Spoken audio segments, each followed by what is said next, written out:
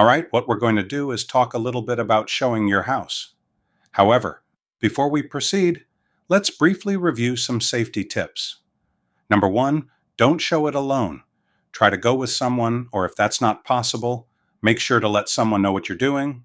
Additionally, I highly recommend showing the house to prospective tenants only on weekends or during the day. And of course, I recommend that you never show it at night. Let's now discuss some steps you should take, or at least consider, before showing the property. And the first is that the house should always be clean. The number one complaint that I've heard over the years from prospective tenants is that the house isn't clean.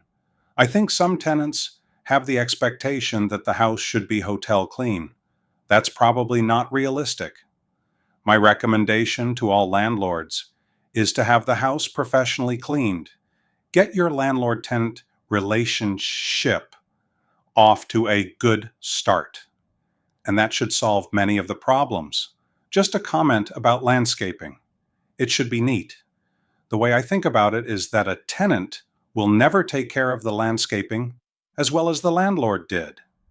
However, if you give it to them and it's a mess, you'll likely get it back in worse condition. Here is another situation that frequently arises. Some landlords want to keep a small space in the house or garage for storage. My recommendation is that you not go down this path. A tenant is looking to rent the house and not become the caretaker of the landlord's property. If you need to store your personal property, consider renting storage space elsewhere. I know landlords are sensitive about downtime. When a tenant moves, there is always a rush to get it released. Everyone understands that. However, if the prior tenant is still occupying the property, when it is listed for rent, prospective tenants are concerned that the house may not be available on the lease start date. It will be more difficult to rent. In the mind of the tenant, if there is any delay on the part of the prior tenant in vacating the premises, it's going to be a very bad situation for all parties. Next, consider installing blinds or window coverings, especially if you're trying to rent a house that is marketed to new or first-time renters. They will not have a lot of extra money. Now, if you plan to lease this house without appliances, ensure that you remove them before showing it. If you show the house with appliances, you may create an expectation in the prospective tenant that may later prove to be a hurdle that you have to overcome.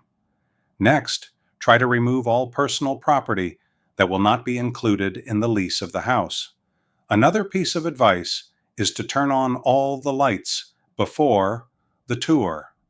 You want the house to show light and bright. Walk through every room with the tenant and also walk through the backyard. Ensure they understand exactly what they are renting. Finally, as a courtesy, I would provide the prospect with a list of neighborhood amenities, such as locations for grocery shopping or public transportation, or any other benefits that might be of value to the tenant. And also, schools. Schools are very important to almost every tenant. All right, now you've shown the house, and hopefully everything has gone smoothly. The prospect wants to turn in an application. Let's talk about the application now.